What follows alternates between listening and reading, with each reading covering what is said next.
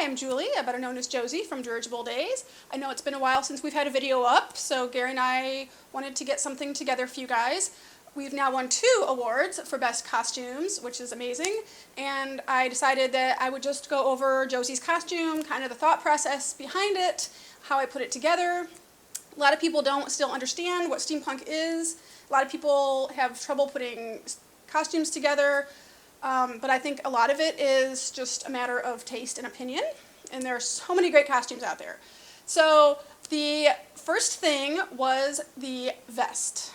So here is the vest. Found it at Dots. I cannot sew. I can glue, staple, Velcro with the best of them, but so I have to piece my costumes together with kind of what I can find or what I can make. Just thought this vest would be a great addition. It was the first piece I bought, and so then the next thing I had to do was find a blouse.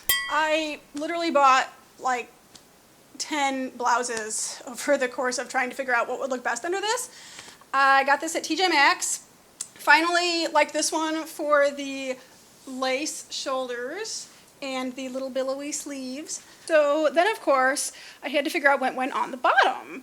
And I wasn't sure if I wanted to do a skirt or shorts or even long pants. I never had really even thought about capris, but I saw these darling little houndstooth capris at Goodwill.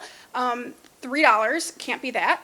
And they were just perfect. So they're just a lot of fun. I mean, they come up to like my belly button when I put them on. I got my hat and my scarf, both at Macy's. Macy's was having a $5 sale.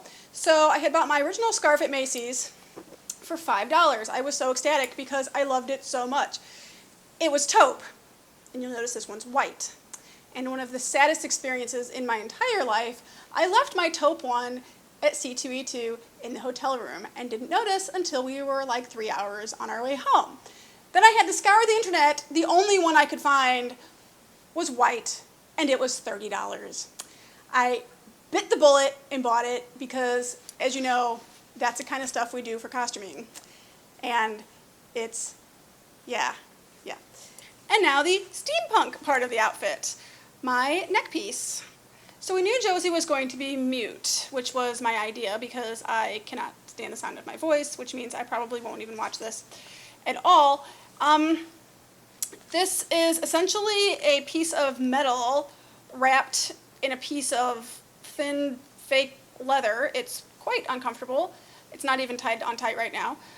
We added this little phonograph off a music box from an antique mall, I think. Once again, like $5. And these little knobs for voice adjustion, and voila, that is pretty much it. It ties in back.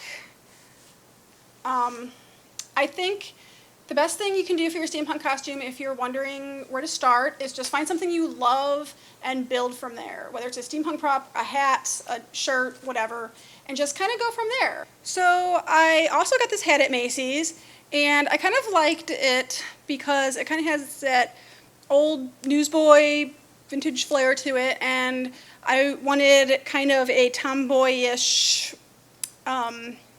aesthetic to her outfit. So that's kind of how I picked that. You know, she's a little rough and tumble, so the tomboy thing kind of fit well.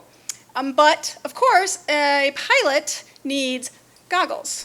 They are, of course, a little worse for the wear because of filming and such, but obviously aviator goggles for a pilot made the most sense. We bought just a cheap pair off of eBay and just kind of punked them out with some nuts and bolts and gold paint and some fake leather. Belt, or I think this was a purse strap from Goodwill as well. So, you know, making goggles is pretty par for the course, easy for a steampunk outfit.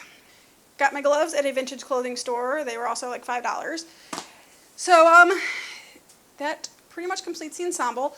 The one thing you can tell that I was going for, or not going for rather, was that I did not want Josie to be this sexy kitten type character.